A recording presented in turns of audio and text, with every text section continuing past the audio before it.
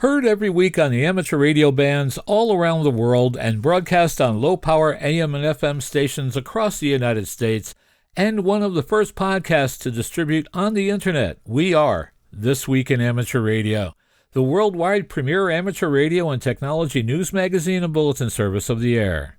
Here are the stories for release around the Earth as we come to air with edition number 1403 of This Week in Amateur Radio. New frequencies on 60 meters become available on February 13th, and there are two separate sets of rules for the new frequencies and one for the older ones. We will sort it all out for you. The Shortwave Modernization Coalition is pressing the FCC for an answer to its petition on conducting financial trading on high-power shortwave transmitters. The FCC is poised to exempt amateurs from foreign adversary reporting requirements. We will have the details. Meanwhile, the FCC has approved Starlink's request to expand their satellite constellation to more than 19,000 satellites for direct-to-device service. NASA ends the ISS Crew 11 mission and brings the astronauts down due to a medical condition. The FCC plans to expand unlicensed operation in the 6 GHz band and also reminds experimental shortwave stations that they have to identify. Device frequency sharing is eyed by Ofcom in the United Kingdom. And Future Geo is an active project looking to place an amateur radio geostationary satellite over North America. Does that sound good? We will have all the details coming up in this week's report. These headline stories will come to you in a moment, along with this week's special features. We'll visit with Bruce Page, KK5DO, and get an update from AMSAT and what's new with all of those amateur satellites in orbit. Australia's own Onno Benshoff, VK6FLAB, and Foundations of Amateur Radio, continues his series on building a shack. This week's episode is called Antenna Shenanigans. Our own amateur radio historian, Will Rogers, K5WLR, returns with another edition of Dead Electrical Dudes. This episode's stiff is Major Edwin Howard Armstrong. And we will stop by and visit with Bill Sawyers, AJ8B, in the DX Corner with all the latest news on DXpeditions, DX, upcoming contests, and a lot more. That's all straight ahead as North America's premier amateur radio and technology news magazine and bulletin service, This Week in Amateur Radio, takes to the air right now. Reporting from our snowy headquarters studio here just outside of Albany, New York, I'm George, W2XBS. And reporting from our news bureau in chilly Sandwich, Illinois, I'm Jordan Kurtz, Kilo Echo 9, Bravo, Papa Oscar. And reporting this week from our news bureau in central New York, I'm Chris Perrine, KB2FAF. And reporting from our news bureau just outside Rochester, New York, along the southern shore of Lake Ontario, this is George, Kilo Charlie 2, Oscar X-Ray Juliet. And reporting from our news bureau just outside Albany, New York, in the Geek Cave studios, I'm Rich Lawrence, KB2 MOB. And reporting from our news bureau in Naugatuck, Connecticut, where we have cloudy weather, and I just got done checking into Roll Call. Every Saturday morning we do that on 7.255 on the East Coast Amateur Radio Service. I'm Steve Sawyer, K1 FRC. And reporting from our news bureau in Salem, Ohio, this is Denny Haight, NZ8D. Reporting from our studio in Orland Park, Illinois, where the cold weather has me thinking about returning to Florida, I'm Mike Nickolich, K9DXM. And reporting from the Ham Shack TV studios in Knoxville, Tennessee, I'm Josh Marler, AA4WX. Coming to you from a rather nippy but still sunny Space Coast in Florida, I'm Ed Johnson, W2PH. And reporting from the subarctic temperatures of our True New York News Bureau, I'm Eric, Kilo Delta 2, Romeo Juliet X-Ray. And reporting from our radio outpost in the Catskill Mountains of upstate New York, where the recent thaw has turned the interstate highway into a 4-lane skating rink of black ice, I'm Don Hewlett, K2ATJ. And reporting from our news bureau in Fayetteville, Arkansas, where winter, better late than never, has finally arrived, I'm Will Rogers, K5WLR. Leading off our news this week, The new 60-meter frequencies approved by the FCC in December will become available to amateurs as of February 13th, 2026, along with the new power restrictions on those frequencies. John Ross, KD8 IDJ, is here to tell us all the details you need to know. It's a bit confusing as different rules apply to different segments of the band. The changes result from the FCC's action to approve a worldwide 60-meter amateur allocation made by the World Radio Communication Conference in 2015. As of February 13th, FCC-licensed amateur operators holding general class or higher licenses may operate on a secondary basis anywhere between 5351.5 and 53.66.5 kHz, subject to maximum bandwidth of 2.8 kHz and maximum transmit power of 9.15 watts ERP. Here's the confusing part. The existing 60-meter channels centered on 5332, 5348, 5373, and 5405 kilohertz remain as secondary amateur allocations with maximum power of 100 watts ERP. However, the old channel at 5358.5 kilohertz is eliminated, as it is now part of the new 5351 to 5366.5 kilohertz subband and subject to the lower power limit. For all 60-meter transmissions, emission bandwidth is limited to 2.8 kilohertz or less, and amateurs must not cause harmful interference to and must accept interference from stations authorized by the United States NTIA and FCC and other nations in the fixed service, and all other nations in the mobile service except for aeronautical mobile. Data or radio emissions in particular must be limited to transmission links so as not to cause harmful interference.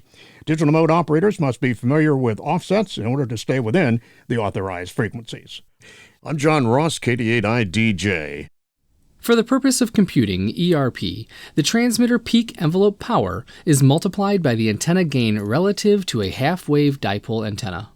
A half-wave dipole is presumed to have a gain of 1 or 0 dBd. Amateurs using other antennas must maintain their station's records, either the antenna's manufacturing data on the antenna gain or calculations of the antenna gain. Once again, the new FCC rules take effect on February 13th, which is 30 days after publication in the January 14th edition of the Federal Register. Chairman Brendan Carr said the FCC will act this month to enhance unlicensed use in the 6 GHz band. The FCC will vote to create a new category of unlicensed devices called GVP, or Geofenced Variable Power Devices, that can operate outdoors and at higher power than previously authorized devices, according to the announcement from his office headlined "President Trump Unleashes American Innovation with a 6 GHz Win." The announcement said the action promises more jaw-dropping innovations and massive consumer benefits for years to come, driving growth in wireless, Internet of Things, and related industries. The proposal has been pushed by tech companies Apple, Broadcom, Google, Intel, Meta, Microsoft, and Qualcomm. In 2024, the Consumer Technology Association told the FCC it supported the idea. Carr said in the announcement that consumers will benefit from better, faster, and more affordable wireless services. He said the plan enables consumers to benefit from supercharged Wi-Fi and a new generation of wireless and innovative smart devices. The Commission provided this explanation of the technology. Geofenced variable power devices promise to overcome technical and regulatory constraints of other low-power devices, such as low-power indoor and very low-power devices. GVP devices offer data rates suitable for reality and virtual reality, short-range hotspots, automation processes, and indoor location and navigation because they operate at significantly higher power than very low-power devices. These benefits will be made possible by restricting GVP devices from operating in exclusion zones on certain frequencies to protect incumbent licensed services from any significant risk of harmful interference. In addition to the pending order to create a new category of GVP devices, the FCC said it will seek comment on proposals that could provide more utility for unlicensed devices in the 6 GHz band. You're listening to North America's premier amateur radio and technology news magazine of the air. We are This Week in Amateur Radio, distributed worldwide at twiar.net.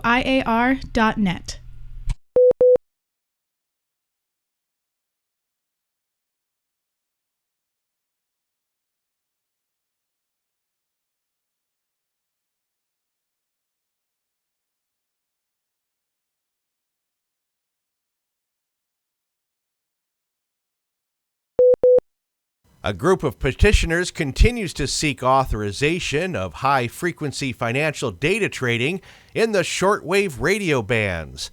The Shortwave Modernization Coalition is pressing the FCC for an answer to its petition, which was filed in the spring of 2023. The group is seeking the authorization to transmit on the bands between 2 MHz and 25 MHz under Part 90 of the FCC rules. A number of the bands being sought either include or are adjacent to amateur radio bands. The coalition's original filing drew substantial opposition from amateur radio operators and the ARRL, citing the potential for interference. The ARRL said that in 2024, the IARU's monitoring system detected what was believed to be HF trading interference on the amateur portion of 20 meters. The U.S. Coast Guard also objected to the petition, saying additional traffic would raise the noise floor for everyone. The proposed Part 90 authorization differs from traditional international HF broadcasts governed under the Part 73 rules. Those rules were utilized last year by 3 firms with ties to financial trading to obtain station grants. However, the FCC restricted those stations to broadcast operations, likely prompting trading firms to view the pending Part 90 petition as their only remaining path to secure spectrum for dedicated non-voice data. The SMC's petition has been pending since 2023, and based on the tenor of its latest FCC filing, it is growing anxious for some sort of answer from the Commission. A radio engineer from the 1920s could take a shortwave radio from the 1920s and transmit and receive voice signals today, the SMC wrote in a cost-benefit analysis filed to the FCC after a December meeting with the Commission. It is remarkable how little innovation has occurred in this band. The coalition is made up of 7 financial trading firms that ensure there is always a buyer or seller available for stocks and other financial products. Right now, SMC member experimental HF transmissions operate under Part 5 of the Commission's rules. The licensees are not permitted to provide commercial service, charge fees, or receive payments for products or services of the operation. Absent communications in the 2 through 25 MHz band, the SMC members would lose what has been demonstrated to be an extremely efficient and beneficial method of delivering data over long distances, the coalition wrote in its December filing. Granting Part 90 non-voice licenses would simply allow current experimental licensees to continue their operations that have existed without formal complaints or interference, it said. Moreover, the coalition believes the HF bands should be brought into the current practice of spectrum regulation, with the flexible use approach that the FCC has used to manage other bands. New technology through software-defined systems, the coalition said, has been engineered to find open channels without impacting existing spectrum users.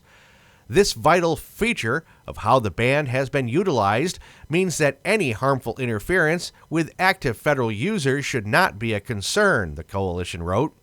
Of course, not all current users of the shortwave spectrum agree with that assertion. 9 Part 90 bands are immediately adjacent or overlap amateur bands.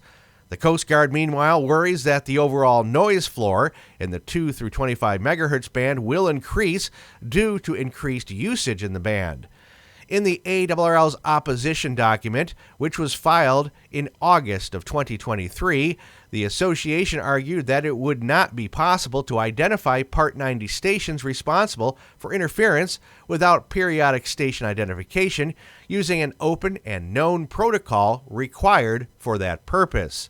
The International Amateur Radio Union's monitoring system, which monitors the amateur bands to identify transmissions sent by intruders, captured what is believed to be high-frequency trading in 2024, occurring in the portion of the 20-meter amateur radio band from 14,347.5 through 14,350 kilohertz.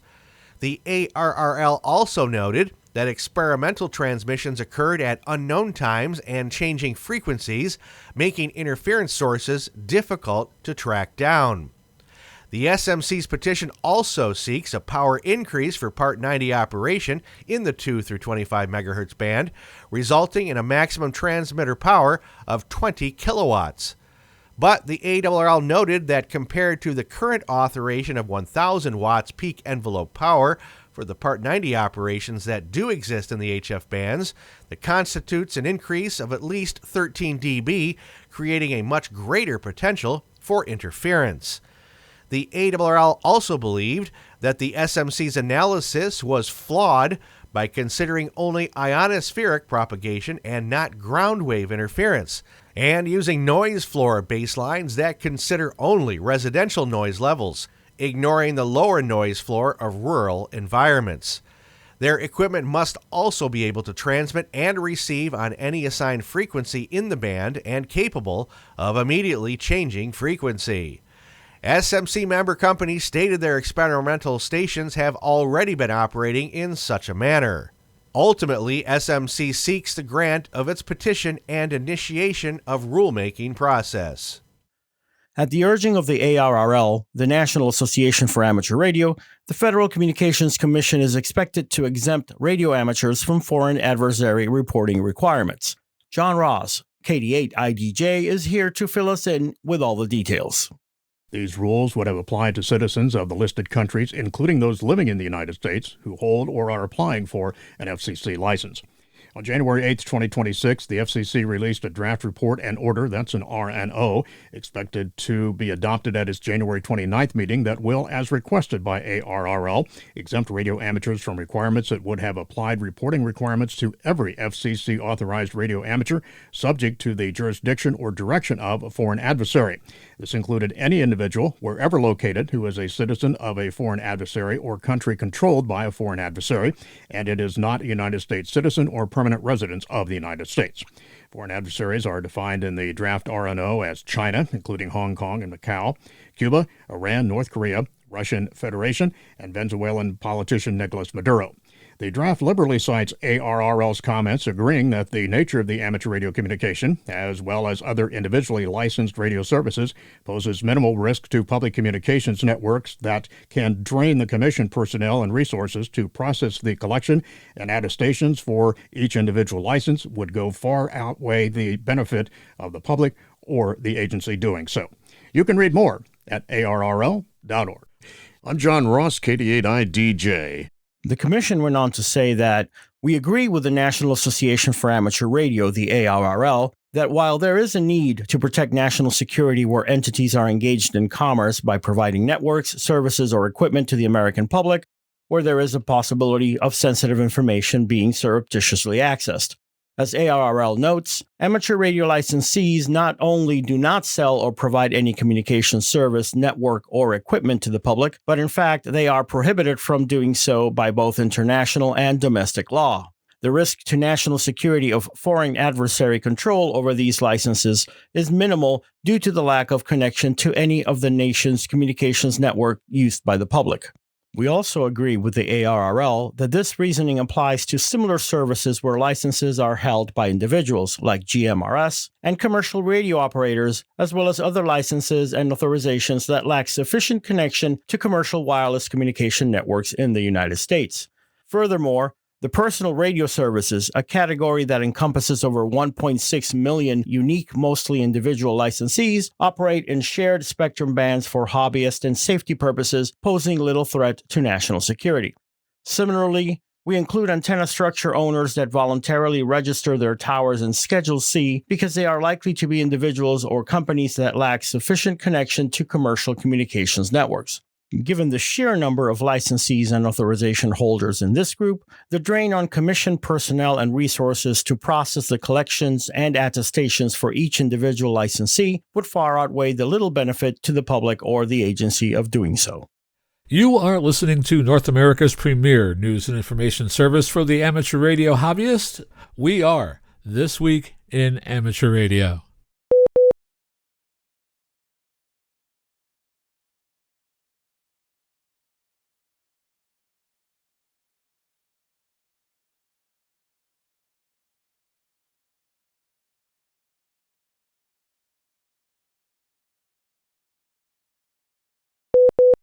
The Federal Communications Commission has approved Starlink's plans to deploy an additional 7,500 of its second-generation satellites to comprise a 15,000-satellite constellation. President Trump is restoring America's technological leadership, explained the FCC Commissioner Brendan Carr. The FCC authorization is a game-changer for enabling the next-generation service. By authorizing 15,000 new and advanced satellites, the FCC has given SpaceX the green light to deliver unprecedented satellite broadband capabilities, strengthen competition, and help ensure that no community is left behind.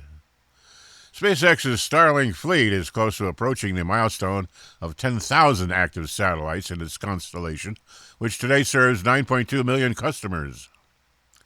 Starlink has also received a time-limited waiver to operate its network at a higher power level to increase speed, while FCC updates its rules on limits to what it calls equivalent power flux density. During the public comment period preceding the FCC's decision, rivals such as Viasat, Globalstar, and Blue Origin voiced their concerns that the Commission was empowering a monopoly. This proposed expansion of SpaceX's operating authority would give SpaceX an even greater ability and incentive to foreclose other operators from accessing and using the limited orbital and spectrum resource. In its own letter to the Commission, Globalstar wrote that SpaceX's failure in the September application to provide a legitimate inference analysis is not surprising. In its 2025 report, Starlink announced it had passed 600 terabits per second in network capacity.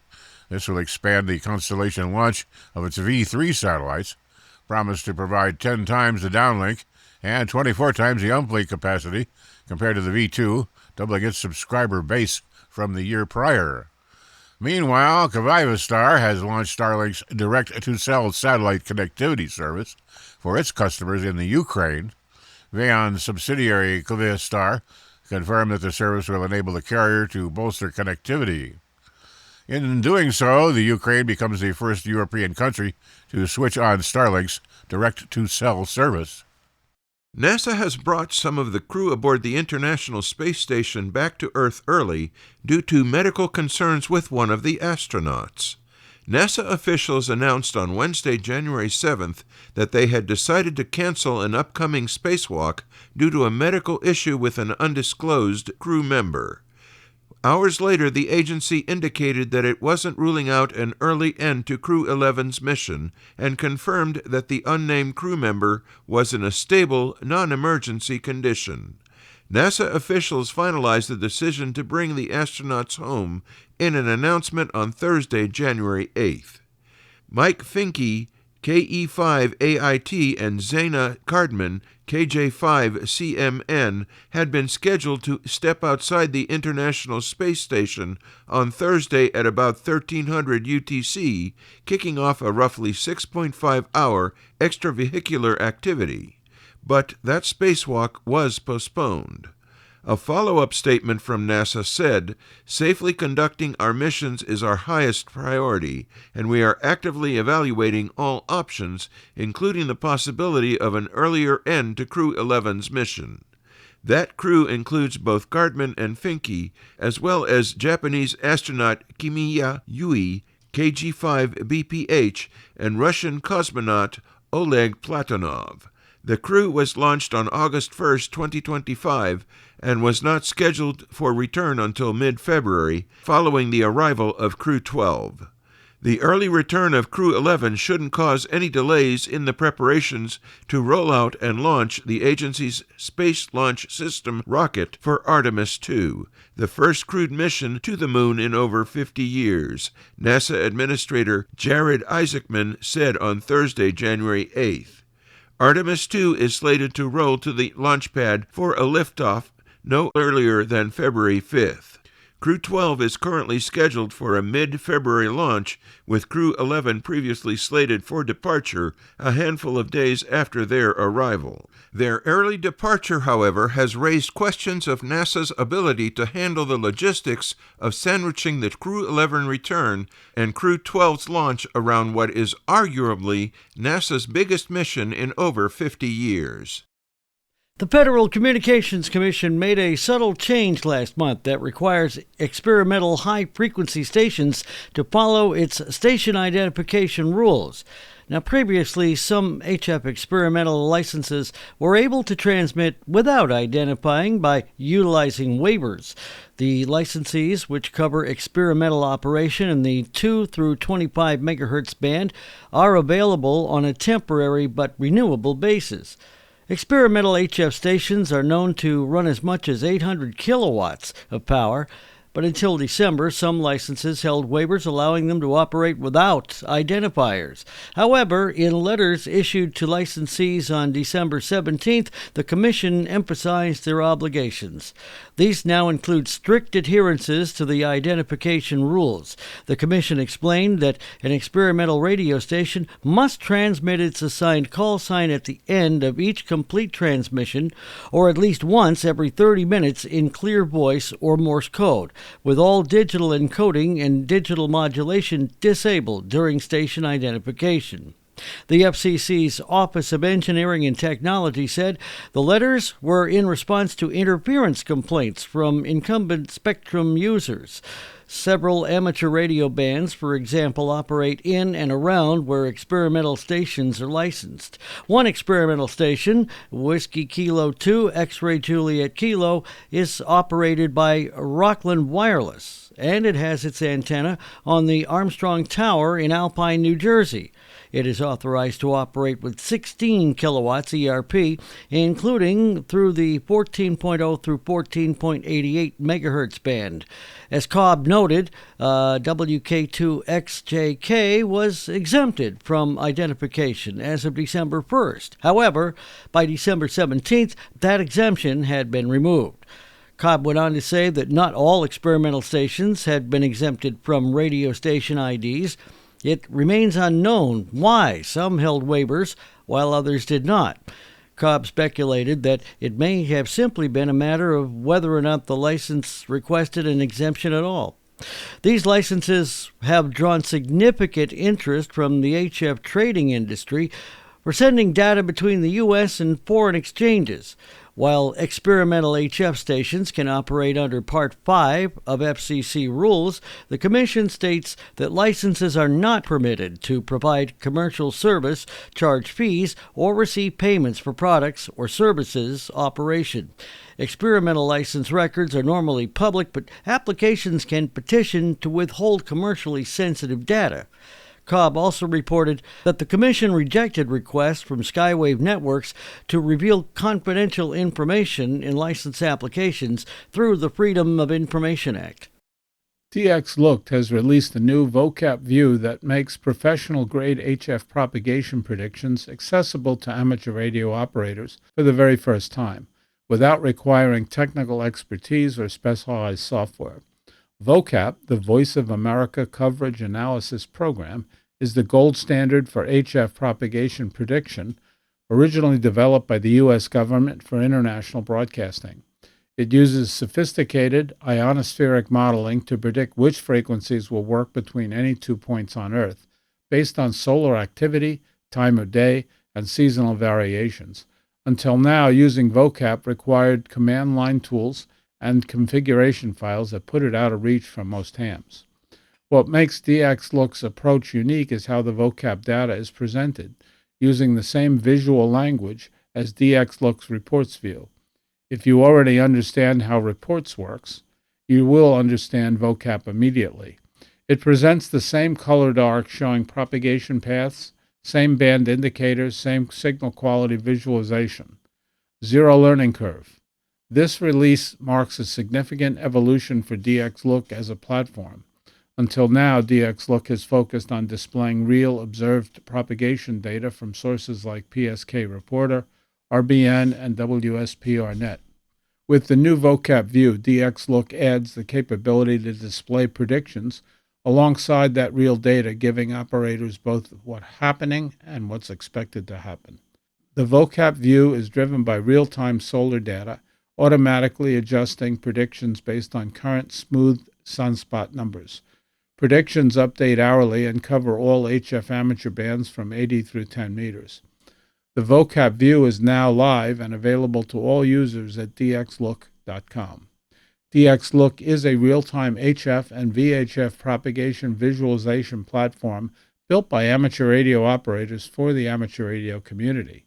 It combines live reception reports, space weather data, physics-based modeling, and professional-grade vocab predictions to help operators understand both current band conditions and expected propagation behavior worldwide. You are listening to This Week in Amateur Radio, available as an on-demand stream from Spotify, Deezer, and wherever podcasts are available.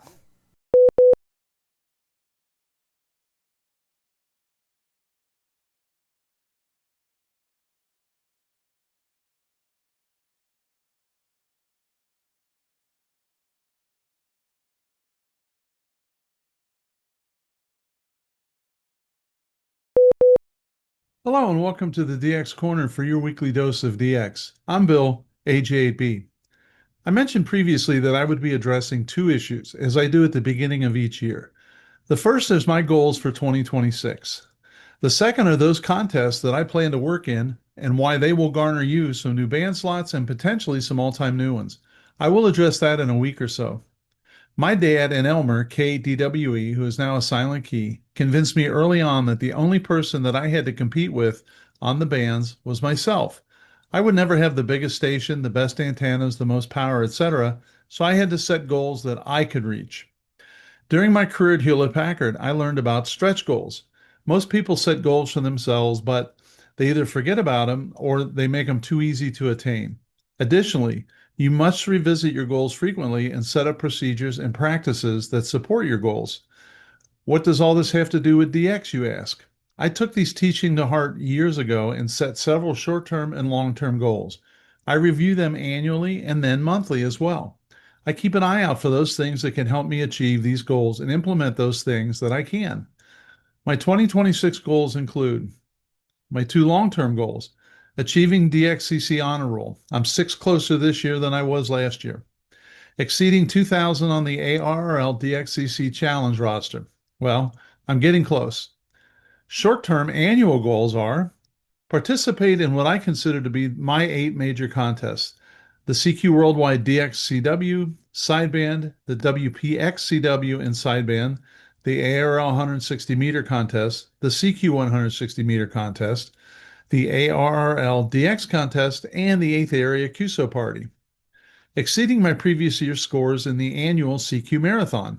Increase my 160 meter DXCC count. And finally, work at least 6 entities every day via any mode. Doesn't matter, just work it every day. What are your goals for 2026? I thought sharing my list might challenge you to put some goals down on paper, which is really important to do, and then work toward that. I also thought overall this would be a great topic for this edition as we're starting out the year.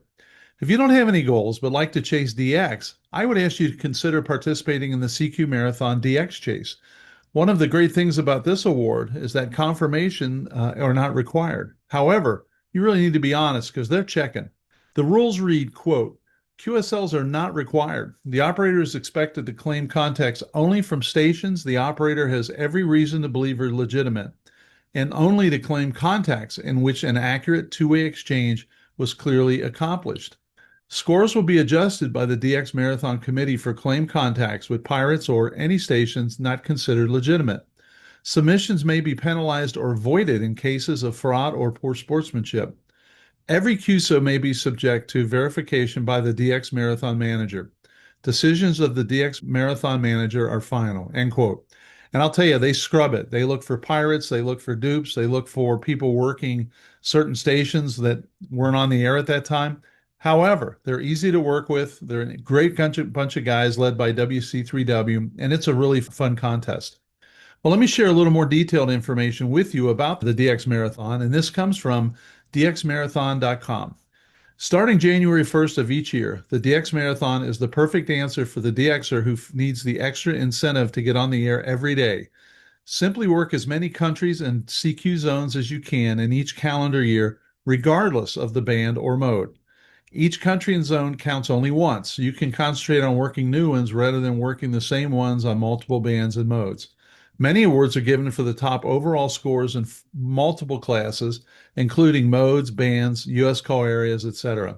Each year there are pirates, operations that are not approved, call signs that are copied incorrectly, and unusual operations that are valid. We attempt to document as many of these operations as possible, and you can check out the list of valid call signs, invalid call signs, and all call sign notes on their website. We encourage you to share your findings on pirates, illegal operations, or confusing call signs with the group.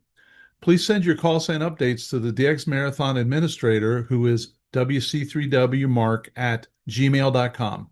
wc3wmark@gmail.com. Many points are lost each year due to bad spots on the packet cluster network. We've assembled an extensive list of bad spots. Please check the list before entering any of the call signs on the web.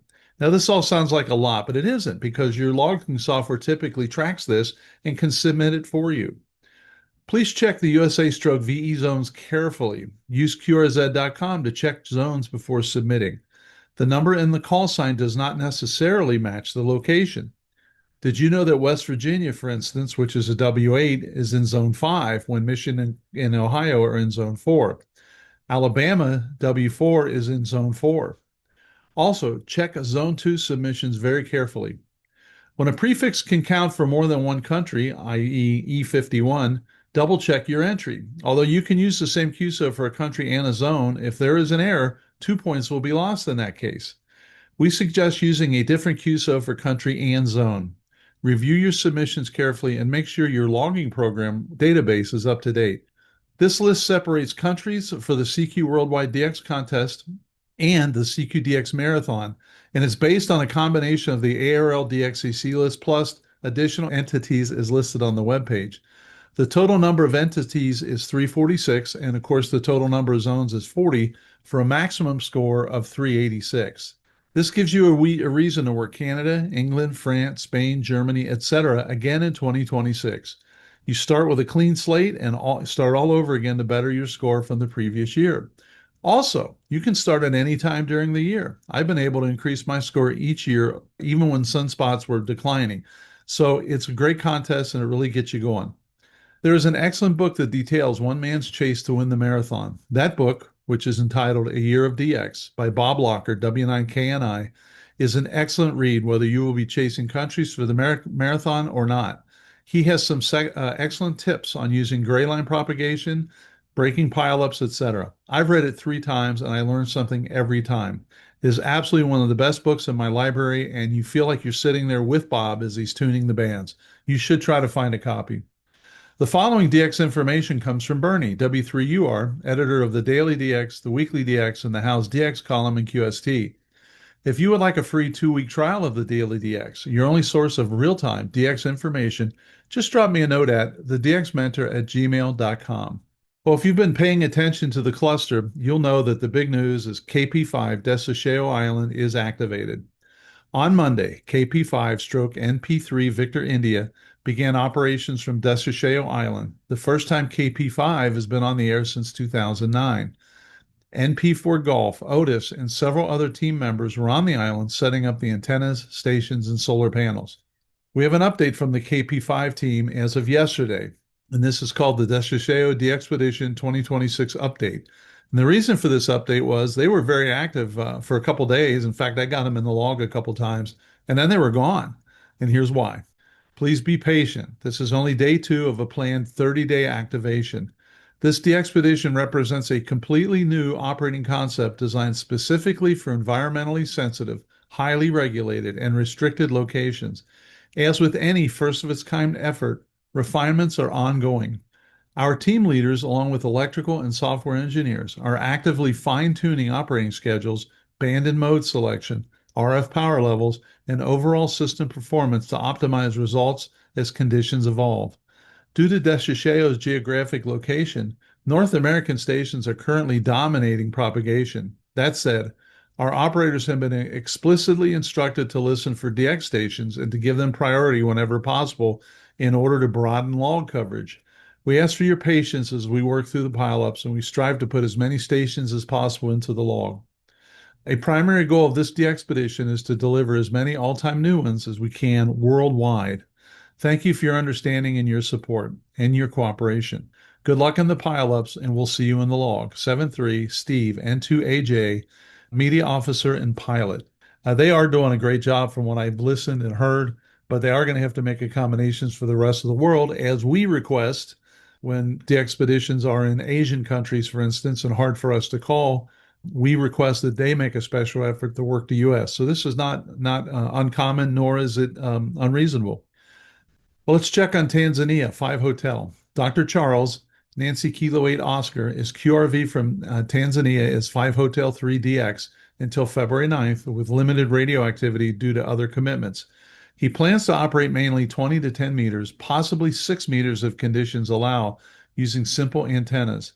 A more extensive operation is expected in April, and he is exploring remote operation, although limited internet access is currently a challenge in Tanzania. From the South Shetland Islands, Victor Papa Zero Stroke H, we have this. LZ0 Alpha, who is LZ1 Alpha Alpha Whiskey, Evo, continues his activity from the Bulgarian Antarctic base on Livingston Island. He is a faculty member at the Technical Institute of Sofia and demonstrates the value of amateur radio and radio communication systems in an area without local infrastructure. He has QRV in his spare time and has been reported on FT8 on 20 and 15. QSL via LZ1 KDP, Kilo Delta Papa. From Guinea, 3 X-ray, we have this. Herman, Yankee Bravo 3 Golf India Hotel, is now QRV from BOF, Guinea, as 3 X-ray stroke Yankee Bravo 3 Golf India Hotel, and plans to remain there until about June while working on a contract. His station setup includes an ICOM IC718 at 100 watts and a homebrew vertical antenna. He is operating on 20 and 15 meter sideband. QSL options are EQSL, Clublog, and LOTW.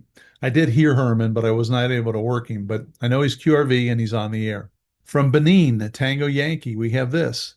Gerard, Fox 5, November Victor Fox.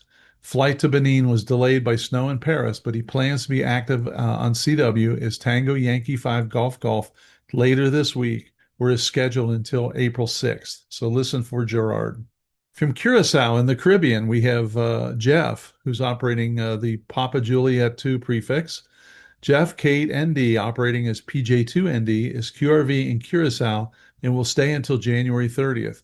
He will participate in the CQ Worldwide 160-meter CW contest as Papa Juliet 2 Tango later in the month and will be active on the bands as Papa Juliet 2 November Delta until then.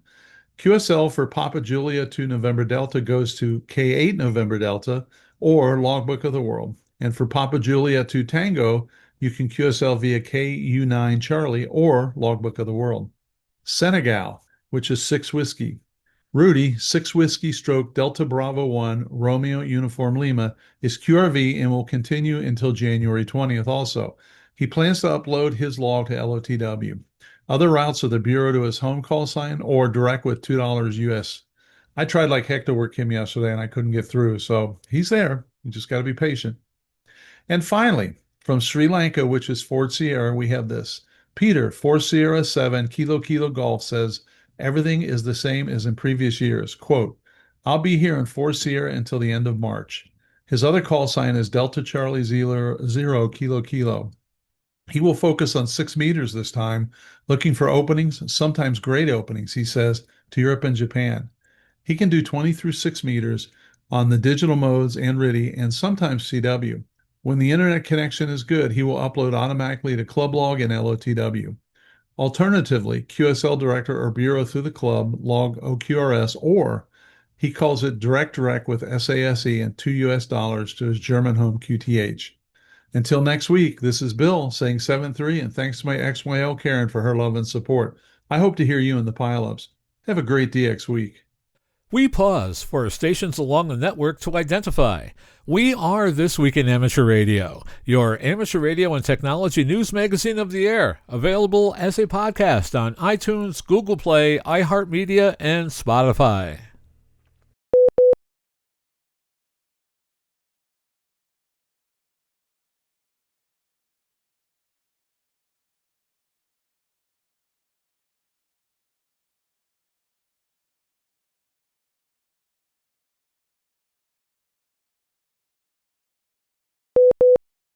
Hello and welcome to a new series here on This Week in Amateur Radio.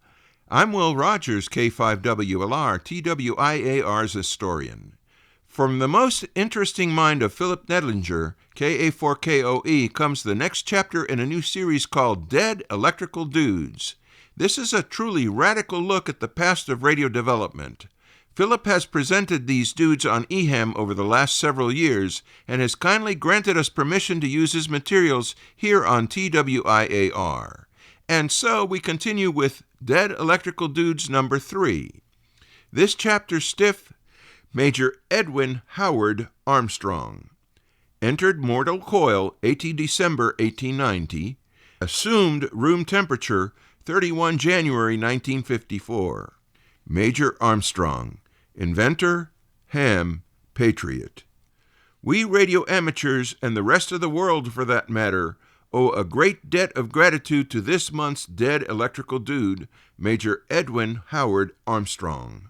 Howard's inventions form the basis for all modern radio communications devices. Indeed, the list of Howard's accomplishments is impressive. Unfortunately, Howard spent the latter part of his life in endless patent battles. In many people's opinion, including Philip's, these battles ultimately drove Howard to commit suicide. An in-depth discussion of the myriad legal wranglings is beyond the scope of this discussion. However, we will touch briefly on the landmarks of this pioneer's career and his troubles. 1913. Armstrong modified DeForest's triode amplifier tube circuit by feeding the output into the input, resulting in amplification of a radio signal thousands of times. If driven still further, the circuit acted as an oscillator. Armstrong termed this method of amplification as regeneration. DeForest sued in a court and ultimately won via a faulty ruling after 20 years. However, the scientific community generally regards Armstrong as the true inventor of regeneration. 1917.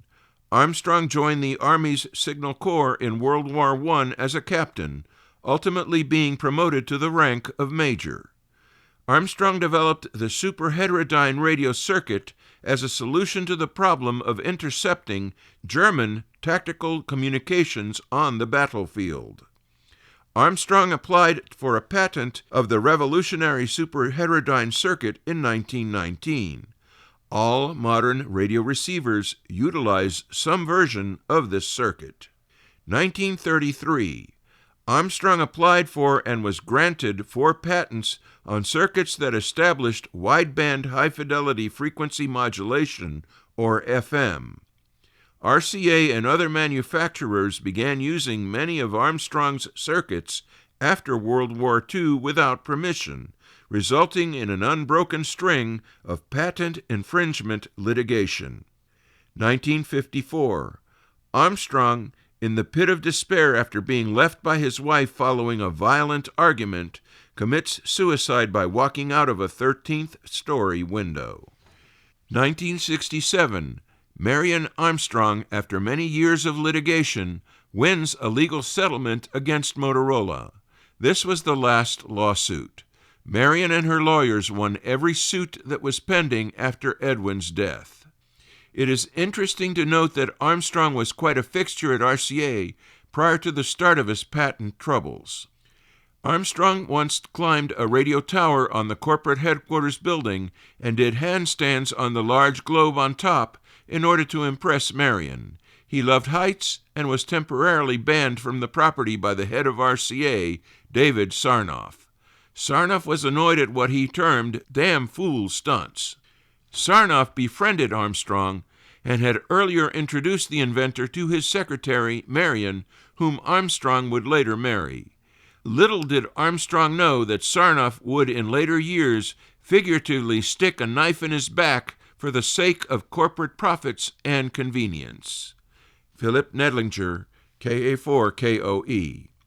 References: Empire of the Air, The Men Who Made Radio. If you can get a copy of this book, do so, as it is fascinating reading. There's a postscript. The intent of this series of articles is to present biographical information in a humorous manner.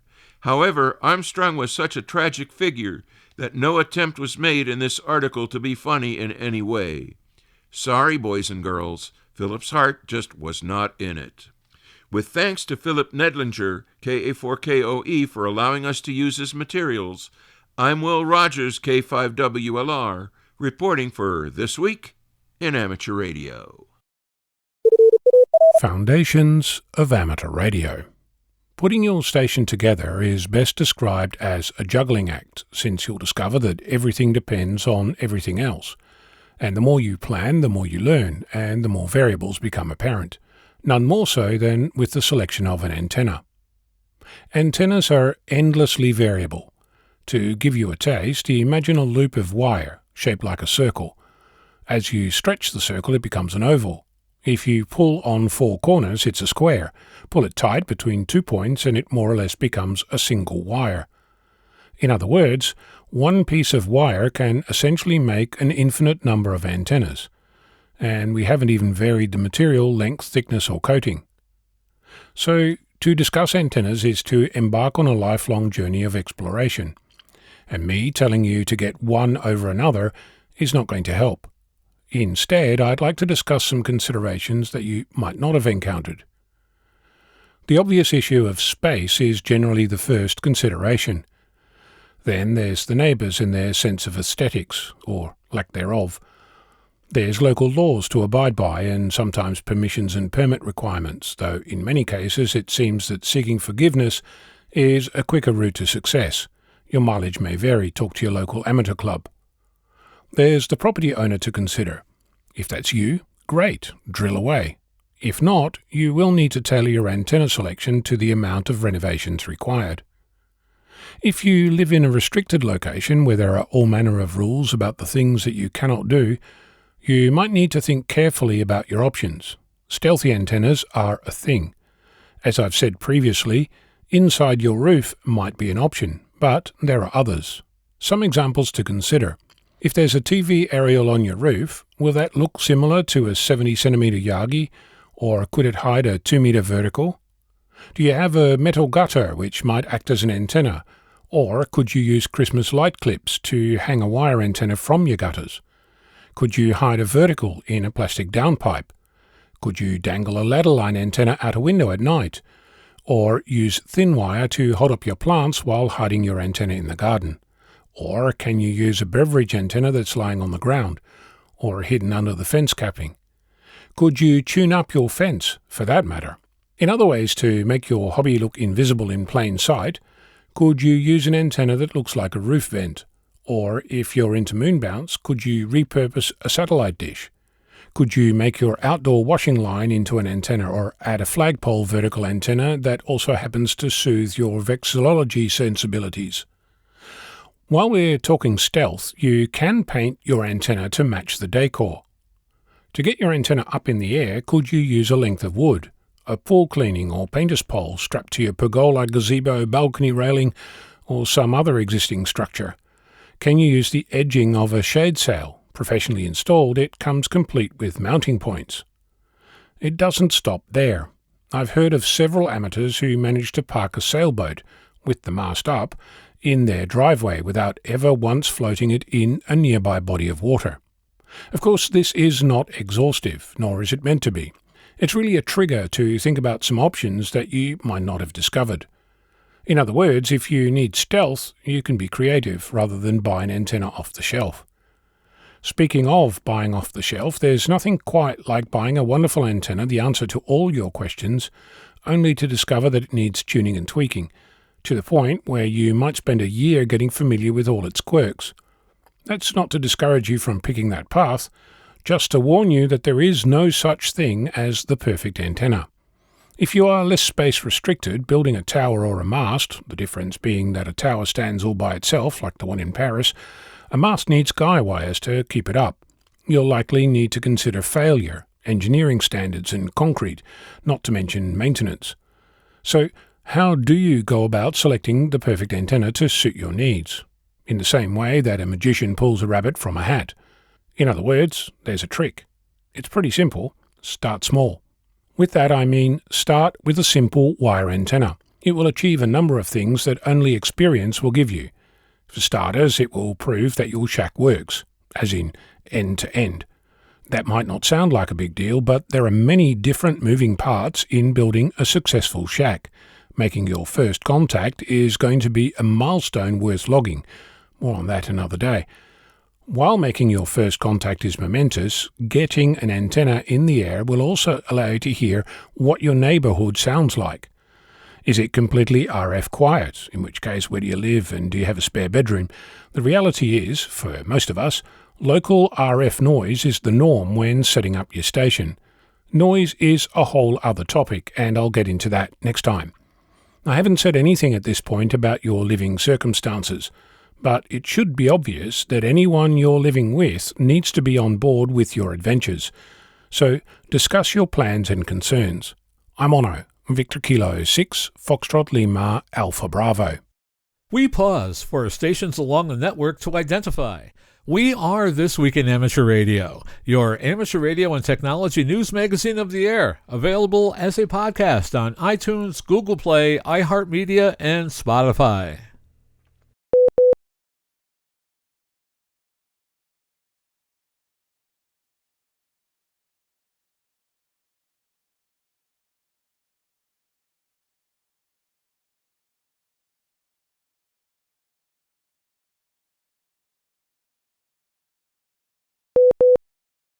Bruce Page, KK5DO, is here now with this week's AMSAT report. Bruce? Thanks, John. There are a lot of hams that are starting to operate through the satellites. If you're one of those hams, after you start getting comfortable tuning for Doppler and making contacts, you might want to consider taking an HT antenna on the road. Make a few contacts from another grid or another state. There are several programs you can find for a smartphone that will tell you what grid you are in, as well as tracking the satellites. If you happen to find a grid line or a grid corner, all the better. You can be that ham that gives 2 or 4 grids for one contact. After you make a few trips, you can apply for the AMSAT Rover Award. The award was designed to be easy to earn and promote roving. More information on it and other AMSAT awards at amsat.org. Hover over Satellite Resources and click on Roves, Grids, and Awards. Congratulations to Angel Zambrano, YV5NEA, for being the first ham from Venezuela to earn the ARRL DX Century Club with satellite endorsement. This is Bruce Page, KK5DO. Back to you, John. And thanks, Bruce, for that report. It is time for this week's look at the solar weather conditions and the terrestrial propagation forecast. Solar activity reached moderate levels due to an M1.6 flare on January 14th from New Region 4341. Spot classification of this region is complicated by limb proximity and foreshortening effects. New Region 4342 rotated around the northeast limb and was also numbered. No Earth-directed coronal mass ejections were observed. Solar activity is expected to be low with a 25 to 30% chance for M-class minor to moderate flares over the period of January 15th through the 17th.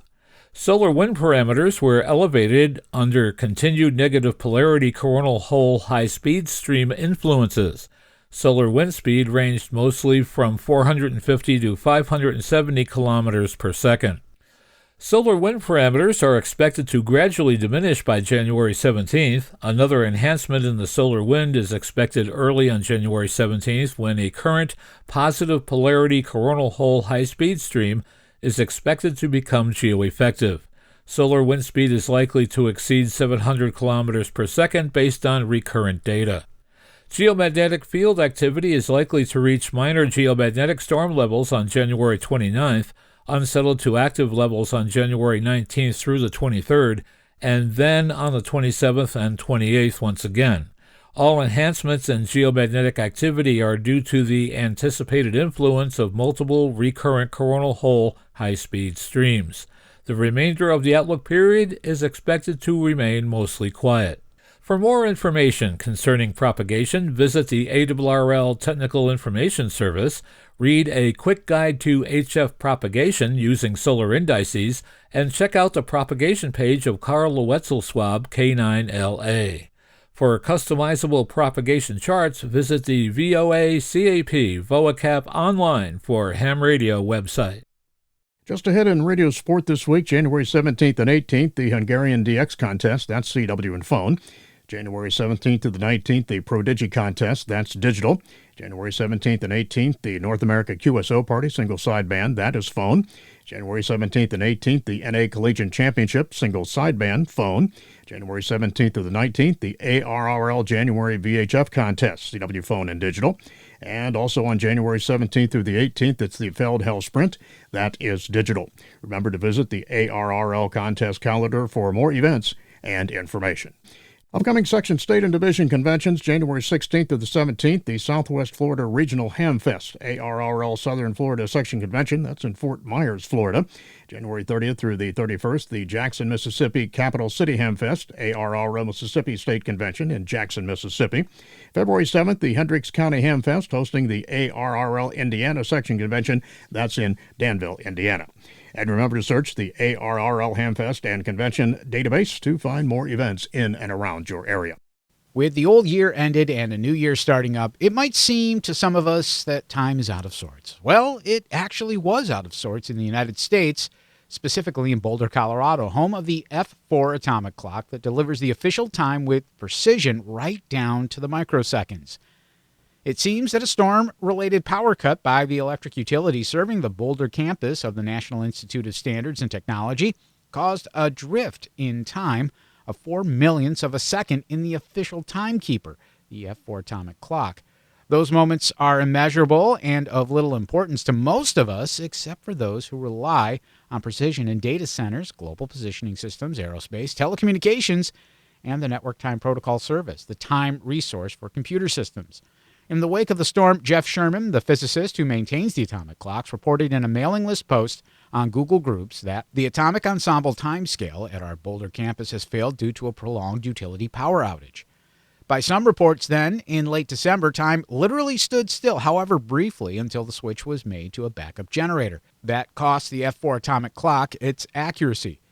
Anticipating the storm with winds of hurricane strength, the National Institute of Standards and Technology had previously advised users to connect to redundant systems at other campuses, such as WWW Fort Collins, Colorado, or Gaithersburg, Maryland, which would remain unaffected.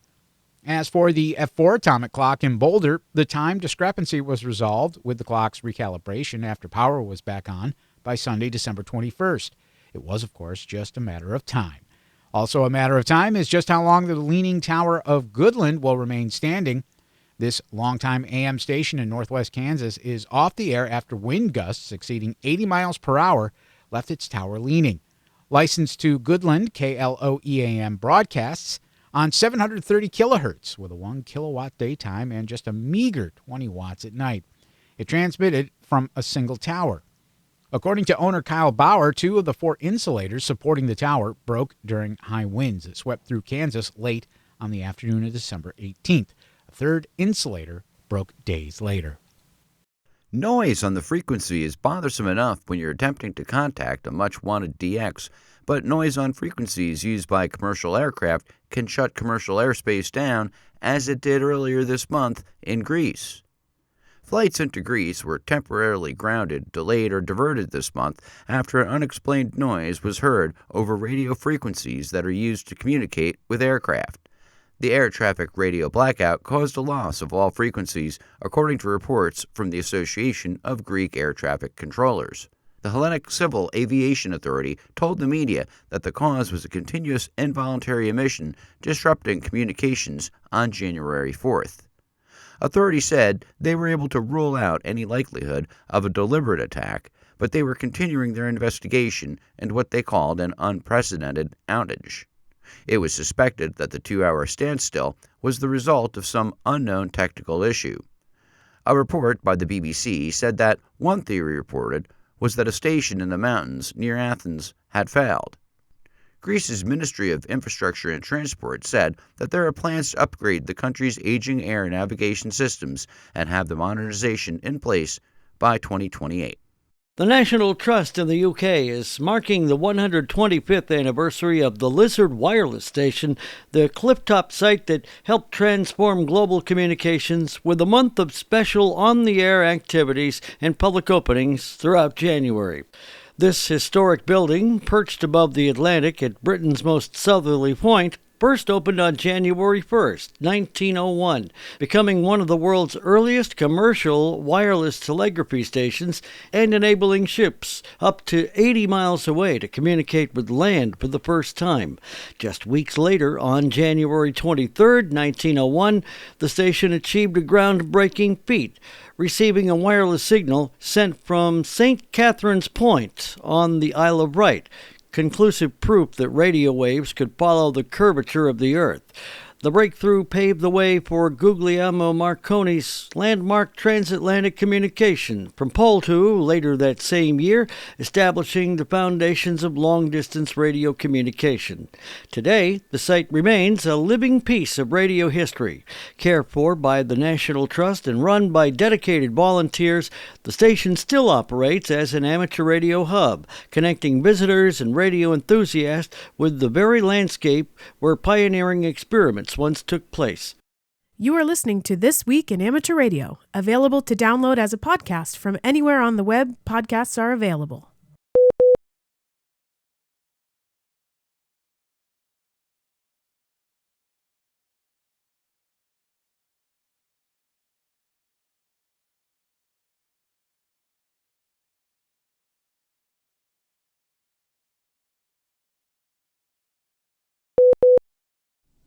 The National Oceanic and Atmospheric Administration Geostationary Operational Environmental Satellites, or GOES, program started a revolution in meteorology and weather forecasting.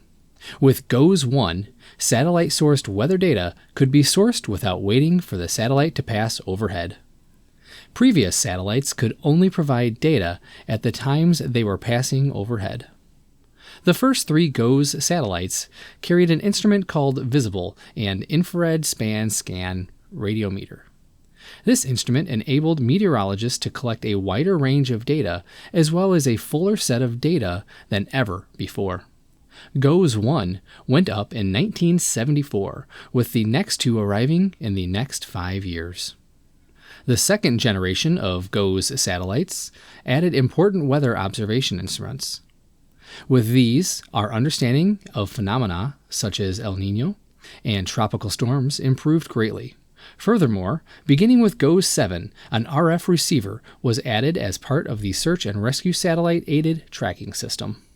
From 1994 to 2001, the third-generation GOES satellites reached orbit. Innovations included the ability to narrow the area under observation to better understand local weather events. GOES 12 also included the Solar X-ray Imager instrument, which added a full-disk X-ray observation of the Sun to the toolkit of space weather watchers. Generation 4 satellites, called GOES N, ushered in improvements to positioning with star tracker instruments. With these, the location of weather events could be more precisely determined. The extreme ultraviolet sensor added to space weather observations. Scan rates were quickened to 1-minute scans, which aided in understanding severe weather outbreaks and issuing warnings. The current generation of GOES satellites, known as GOES R, added a variety of capabilities. These satellites feature the ability to narrow in and zoom out from local to global views with a choice of scan rates. Fire detection instruments were added for the first time ever on a geostationary satellite.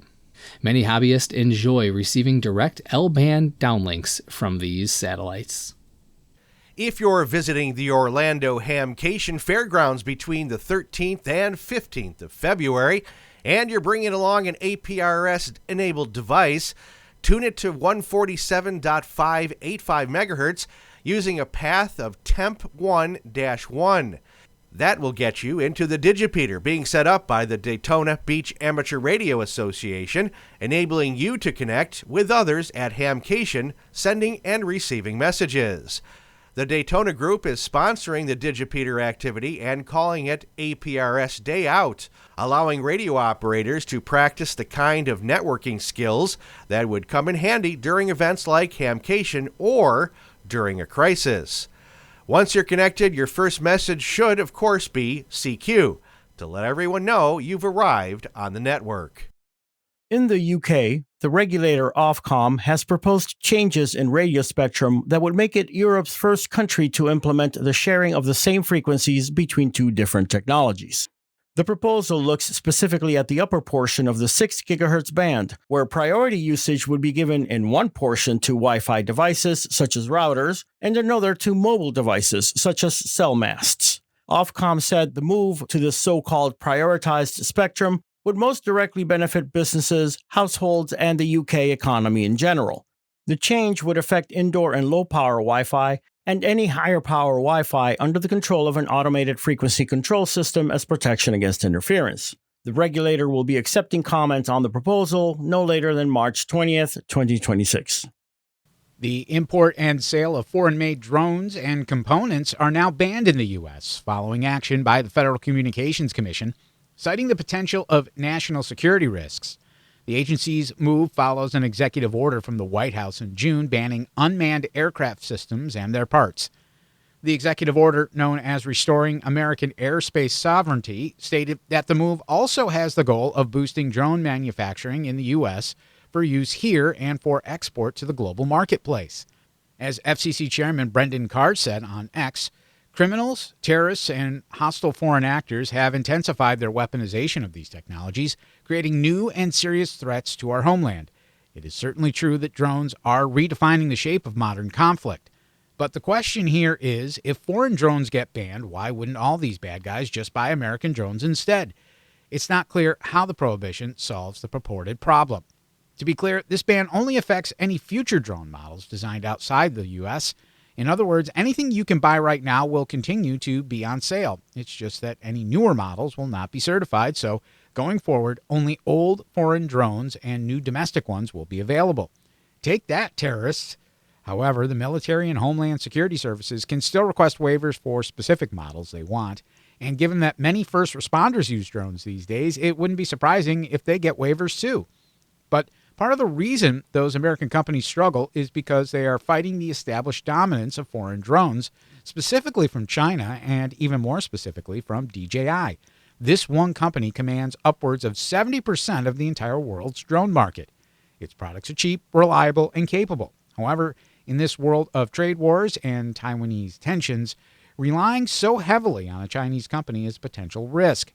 Besides, they might not be secure. The Army banned DJI drones in 2017 for cybersecurity reasons, and they might even be sending all their information back to the Chinese government, per CNN. So the Trump administration appears to have just taken a hammer to the whole situation. Bad drones go away. The problem, of course, is that leaves everyone who uses them in the lurch. Drones are a huge market, estimated to be about $6 billion in the U.S. As an example, drones have become critical to agriculture in a way that cannot be cheaply replaced.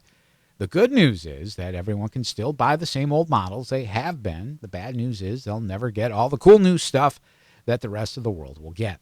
To catch up, America will need to build competitive capabilities at a competitive price. Robert W. Bob Jones, DE7RWJ, a former top official of the International Telecommunications Union, passed away on January 7th at the age of 82. His early fascination with amateur radio led to a career in telecommunications and engineering. Jones was the Director General of the Canadian Radio Communications and Broadcasting Regulatory Branch from the 70s through the mid-90s and led the Canadian delegation to various ITU conferences when he was elected as a director of the ITU Radio Communications Bureau. He served in that leadership post from 1995 to 2003. Jones continued his involvement with ITU as a member and the Radio Communications Board from 2007 to 2010 and received an ITU Silver Medal at the end of his term. Jones was an active amateur first licensed in 1959 as VE3 CTM, and International Amateur Radio Union Secretary Joel Harrison noted W5ZN. ARRL President Rick Roderick, K5UR, noted that Jones will be remembered during a moment of silence for Silent Keys at the end of this week's ARRL Board of Directors annual meeting. A celebration of life for Jones will be held Saturday, January 27, in Kelowna, British Columbia. The service will also be live streamed. Moody Bible Institute's 90.1 WMBI-FM in Chicago is currently operating at 10 kilowatt transmitter power output due to interference with communications equipment at nearby Chicago O'Hare International Airport. The flagship station of the Moody Radio Network, WMBI-FM ordinarily operates with 100 kilowatts effective radiated power. The issue stems back to November. The station went off the air completely after being notified by the FCC that the Federal Aviation Administration detected an aspect of its 90.1 FM signal, causing minor interference with local air traffic control. Moody said that the FAA recently introduced communications that are highly sensitive to background noise. As a result, WMBI must filter out spurs as low as 80 dB at 133 MHz. We pause for stations along the network to identify. We are This Week in Amateur Radio, available as a direct download on our website at www.twiar.net.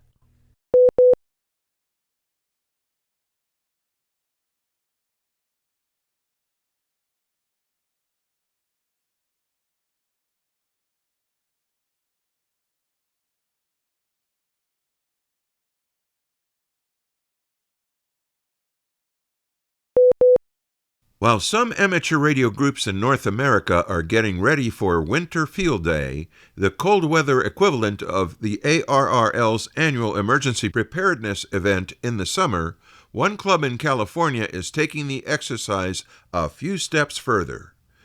The Tehachapi Amateur Radio Association, AC6EE, is calling the event the inaugural Wintertide Disaster Outreach. This year's exercise on January 24th is combining all the basics of this important amateur radio preparedness drill with roles for the public safety and disaster response agencies that they customarily work with during crisis. That means the Salvation Army, local search and rescue, and representatives from the city of Tehachapi will be among those on hand. The group's Field Day coordinator, Teresa Scott, W5ILP, and its public affairs officer, Micah Martin, KN6VUT, told the Tehachapi News that including the community partners simply made sense this year since they are part of the real-time response team with the hams when calamity strikes. The group is also hoping that bringing this expanded public visibility to Winter Field Day might also inspire more people, including spectators who come to learn more, to pursue their amateur radio licenses.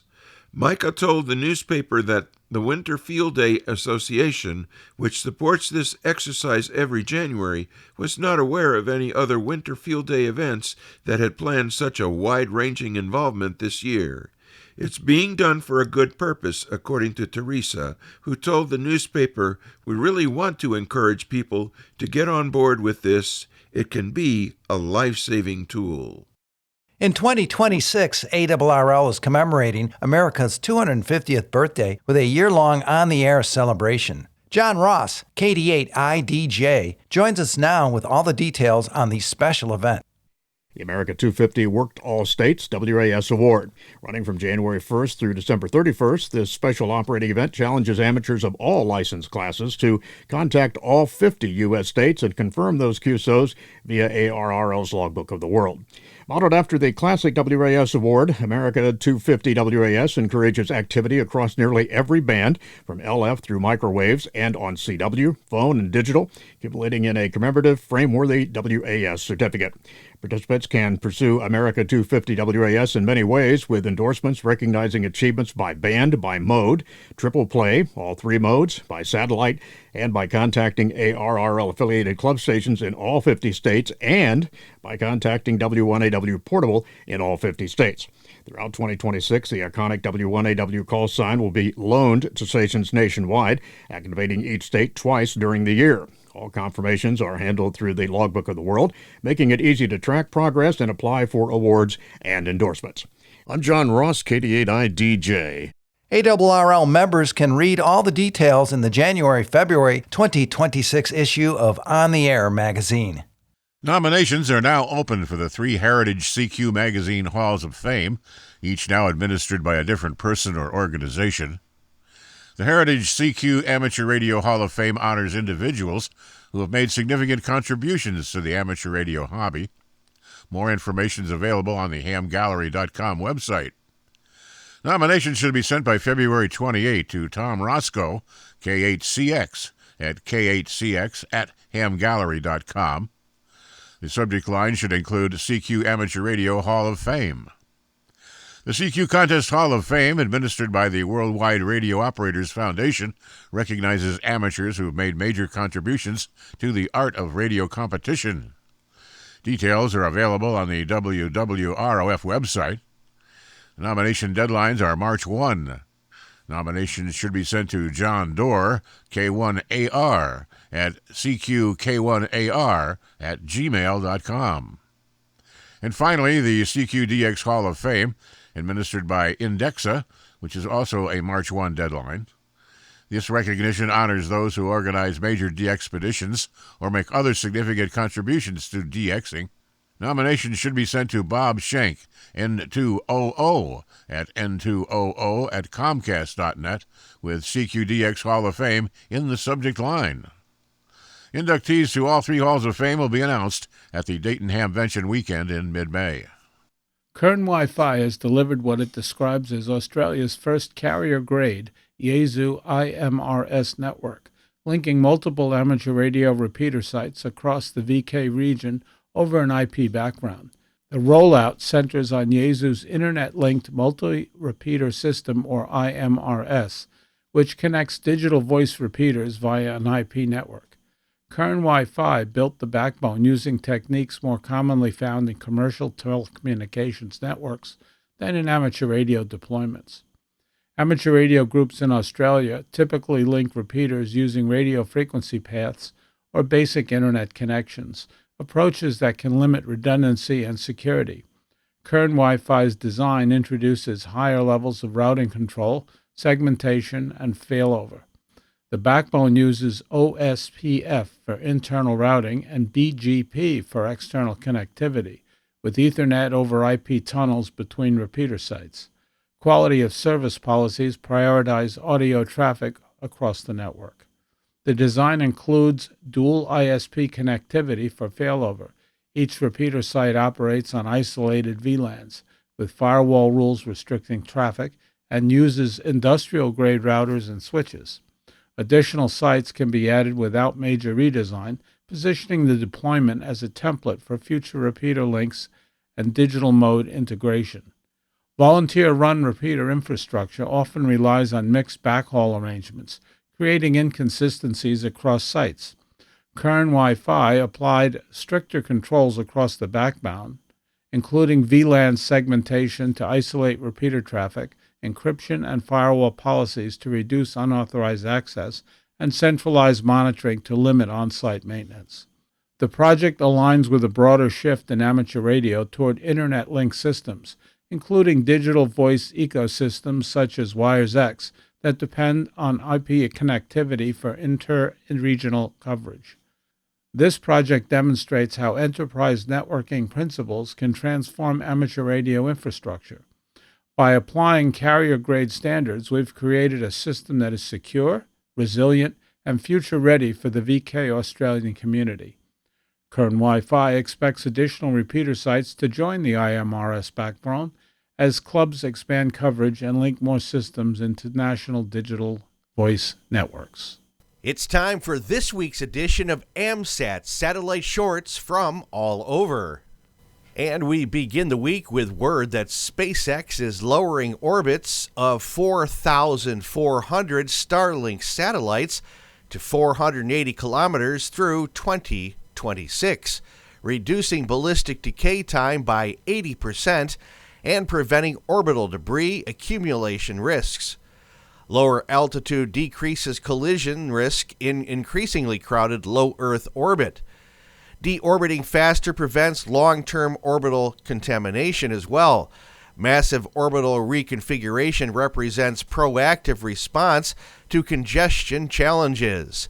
Nearly half of Starlink's 9,400 operational satellites will require altitude adjustments. The current 550-kilometer orbit sits within crowded debris-prone regions. The proposed 480-kilometer altitude places satellites in a less congested orbital band. Next, 2025 was a banner year for shattering launch records worldwide. The 324 orbital launch attempts in 2025 represented a 25% increase from 2024's previous record of 259.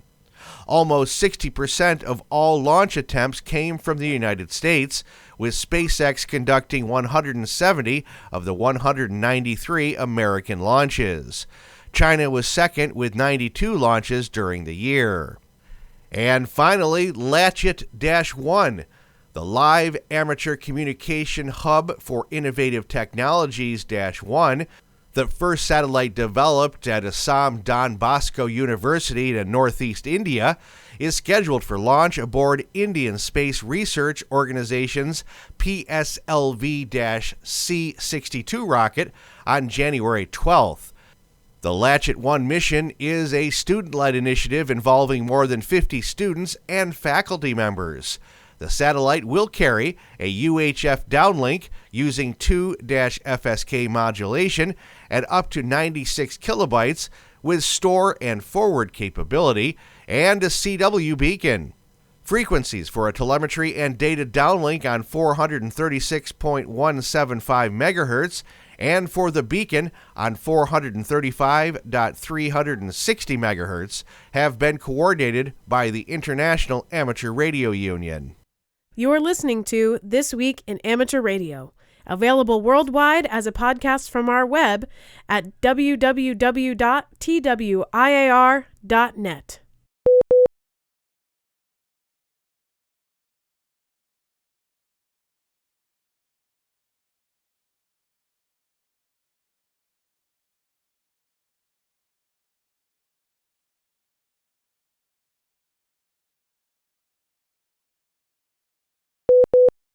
The Amateur Radio on the International Space Station ARIS program is seeking formal and informal educational institutions and organizations, individually or working together, to host an amateur radio contact with a crew member on board the International Space Station, ISS.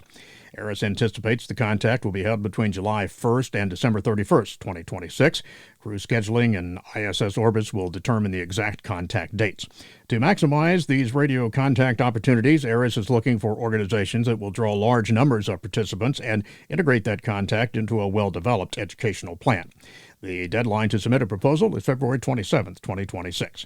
Proposal information and more details, such as expectations, proposal guidelines, and the proposal form, can be found at www.aris.org. The 52-week Ham Challenge returns for 2026. This year's challenge consists of weekly exercises ranging from making a QSO on Echolink to eliminating a source of interference. This is meant to inspire you to extend your horizon in amateur radio by weekly challenges through the year that touch all aspects of ham radio and related fields. A lot of the challenges may be trivial for some participants because it is what they do all the time, but very challenging to others. Participants of the challenge are encouraged to help each other in any way possible. Participants are encouraged to post progress through social media using #HamChallenge. An IRC channel is also available. The 52-week Ham Challenge is created by Fabian Kurtz, Delta Juliet 5, Charlie Whiskey, and is available on the web at hamchallenge.org. As of January 1, the landscape for drone operators has also changed in the UK under new Civil Aviation Authority regulation. Each drone to be sold must carry class marks that reflect compliance with that particular aircraft's technical and safety standard. The class marks are similar to those used in the European Union and cover where and how the drone can be flown. There's also an array of new regulations covering different weights of drones and their permitted proximity to people or crowds of people. Drones carrying cameras and weighing at least 100 grams are also required to have a flyer ID. A remote ID is also required to transmit the drone's ID and its location while airborne. The new regulations apply to drone use by hobbyists as well as professional. The class-based regulations do not apply to drones purchased before the 1st of this year. They will instead operate under a weight-based rule. For specific rules, visit caa.co.uk/drones. Amateur radio on the International Space Station, ARISS, is pleased to announce the U.S. schools or host organizations newly selected for 2026 ARISS contacts. A total of 2 of the submitted proposals during the recent proposal window have been accepted to move forward in the processes of planning to host a scheduled amateur radio contact with crew on the International Space Station. The primary goal of the ARISS program is to engage young people in science, technology, engineering, arts, and math activities and raise their awareness of space communications, radio communications, space exploration, and related areas of study and career possibilities. The ARISS program anticipates that NASA will be able to provide scheduling opportunities for the 2 U.S. host organizations during the July through December 2026 period. They are now at work starting to implement their 4 to 6 month education plan, which was outlined in their proposal.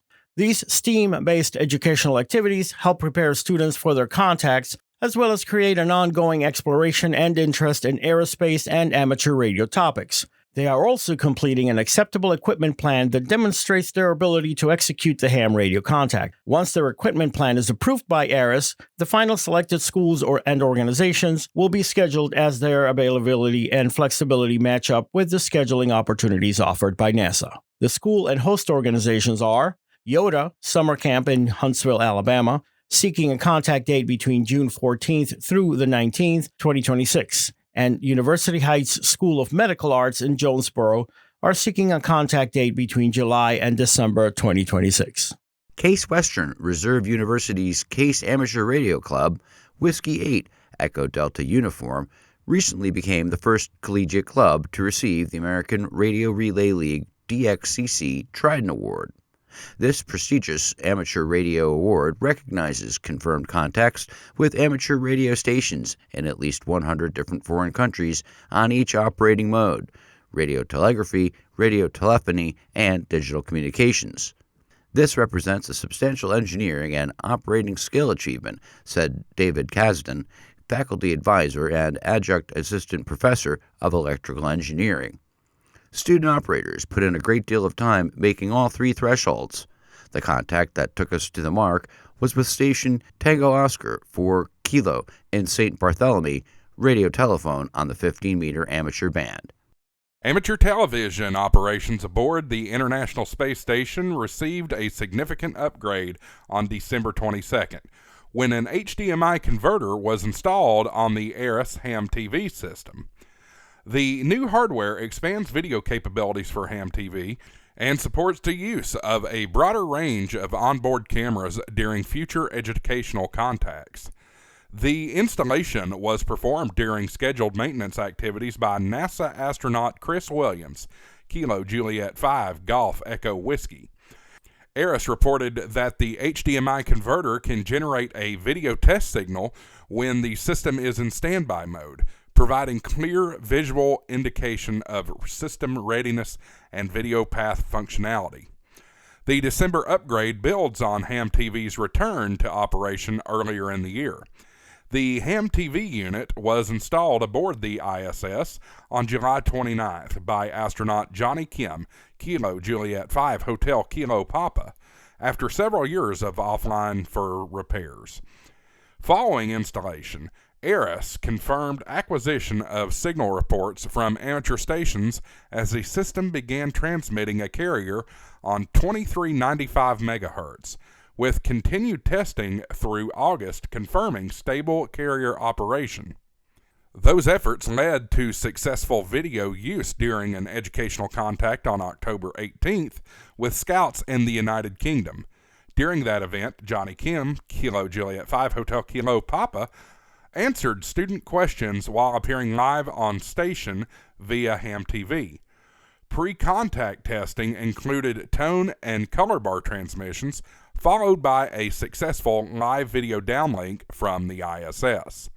In the days following the December 22nd maintenance activity, amateur observers again reported reception of color bar test signals, confirming proper operation of the video chain. On December 23rd, amateur operator Scott Chapman, Kilo 4 Kilo Delta Romeo, reported successful reception of ham TV test video during an ISS passover North America, documenting decoding of a video test pattern using a 1-meter S-band dish. Ham TV uses a DVB-S digital amateur television transmitted on 2395 MHz, and reception typically requires a 2.4 GHz capable antenna, a low noise amplifier, and a compatible DVB-S receiver or software-defined radio. With the HDMI converter installed and testing complete, ARIS has indicated that further ham TV activity is expected during educational contacts in 2026. For those interested in receiving ham TV, Scott Chapman has published a community guide describing one method of decoding and recording ham TV test video using SatDump and VLC media player. Additional technical background, reception reports, and ground station information are maintained by the British Amateur Television Club. The Fredericksburg Repeater Operators Group, a group of amateur radio operators in Gillespie County, Texas, now have their radio repeaters operational on solar power. Thanks to a grant from the ARRL Foundation, the repeater site can remain on the air without interruption during critical events despite loss of commercial power. For many years, the group has provided amateur radio repeater services to the community. It also maintains a set of repeaters located at nearby Methodist Hospital Hill Country in Fredericksburg to be used in times of public need, such as the solar eclipse events of the past few years, severe weather events, and fires. These repeaters provide backup communication should such be needed. One of the 5 hams who worked on the project, D. Hester, K7UD, said this means they will have communications during any kind of emergency event. The site is in a great location, and we have 3 repeaters operating 24/7, said Hester.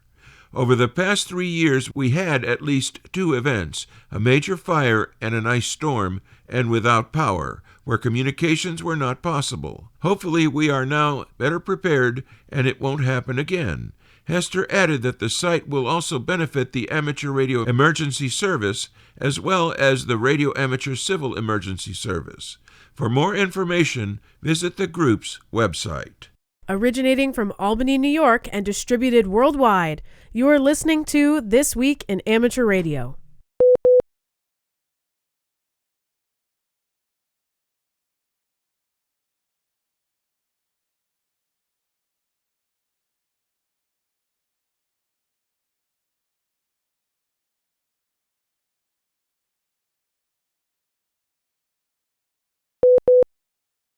AMSAT is offering a limited-time promotion for new and renewing members that includes a free digital copy of Getting Started with Amateur Satellites.